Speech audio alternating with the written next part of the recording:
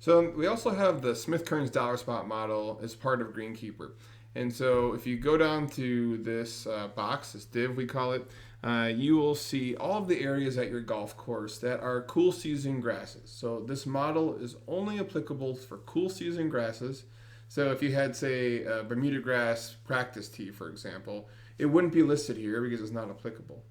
So we see the area name, the species, and then there's the current risk. And this risk is based on an algorithm that Dr. Smith and Dr. Kerns and Dr. Koch have been working on at the University of Wisconsin, in which they predict dollar spot pressure and based on these 5-day average temperature and humidity. So it's put into a couple of equations and we get a risk out. And think about this risk kind of like the risk of it raining today. If I told you you had a 30 or 40% chance of rain and you had to go work outside, as most of us do in the turf industry, you would think I'm probably going to pack my rain gear because, yeah, it's not a 50% or 80% chance of rain, but there's enough of a chance that I'm going to protect myself. Well, that same thought process can go into protecting yourself for dollar spots. So when you see your risk starting to increase, then you would think I might need to spray or not. At some point, though, you need to figure out what's your threshold, right? If it's a 10% chance of raining, you may not bring all of your rain gear with you. If there's a 40% chance of raining, well, then maybe you would. So where is that changeover point? And we use that same thinking to set the thresholds for these areas.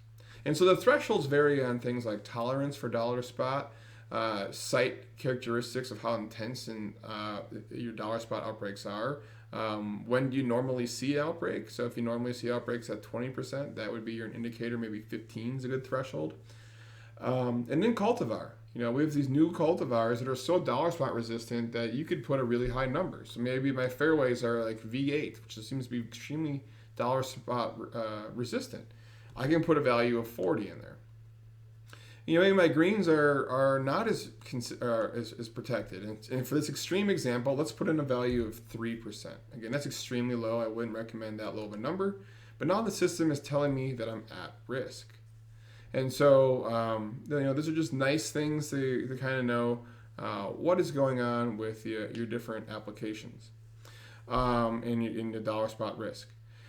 If you had a product down that would control dollar spot, it will say protected even if your threshold is less than your risk, because the system says, yeah, but you put down a fungicide that controls it. And right now we don't have any of the fungicides down on this course to show that we are having control of dollar spot. Premium versions of Greenkeeper also have this forecast tab, and so it tells us when we're going to need to reapply, and it's going to say all these are never because how our thresholds are set. And then on our daily, we can look at what's going on over the next 8 days to get an idea of what's going on. And so not only should we be focusing on what the number is, if our risk threshold is 40% and we see it's 50% right now, but it's going downwards, that negative trajectory also generally means that you're okay.